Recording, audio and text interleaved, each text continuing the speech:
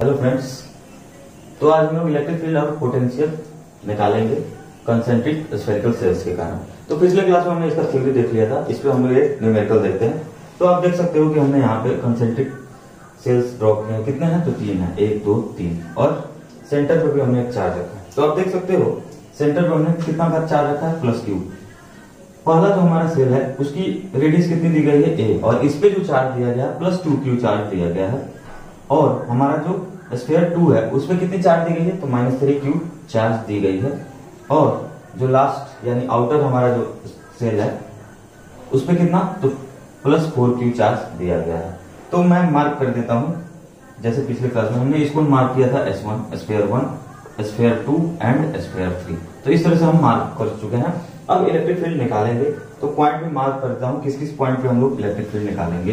तो ये हमारा पॉइंट ए है, पॉइंट ए, ये हमारी पॉइंट बी है, ये हमारी पॉइंट सी है और ये हमारी डी पॉइंट है। तो हमारे पास 4 पॉइंट है। इस 4 पॉइंट पे हमें क्या निकालना है? तो इलेक्ट्रिक फील्ड निकालना है। तो मैं यहां पे बनाता हूं,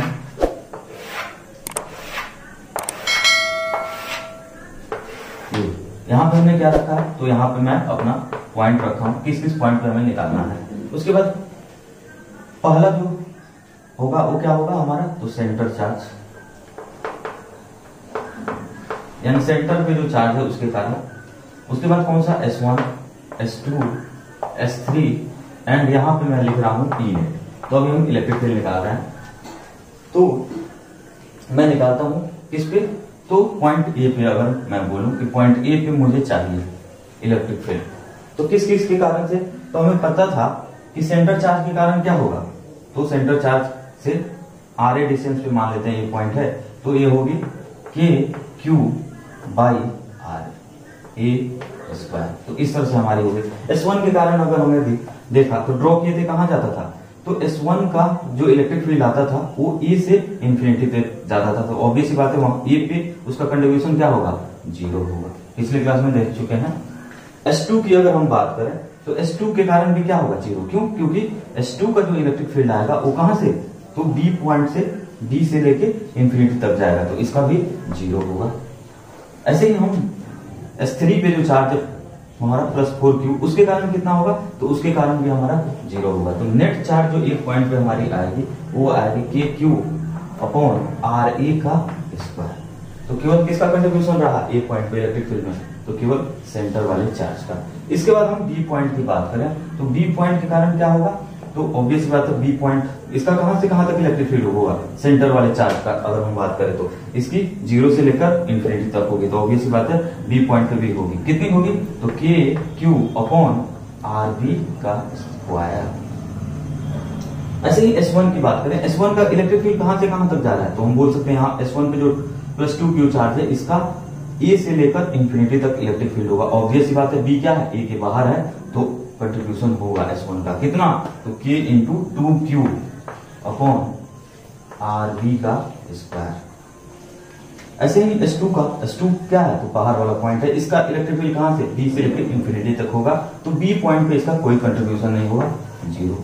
ऐसे ही आउटर यानी S3 वाले का भी क्या होगा? 0 होगा। तो नेट इन दोनों के कारण हो जाएगा। कितना हो जाएगा? Q × 2q कितना हो गया? तो हम बोल सकते हैं 3KQ/RB का स्क्वायर।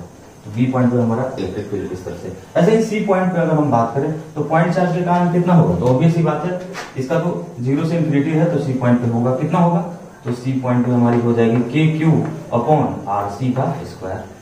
ऐसे ही S1 के लिए भी क्या है? आउटर पॉइंट है, तो कितना होगा?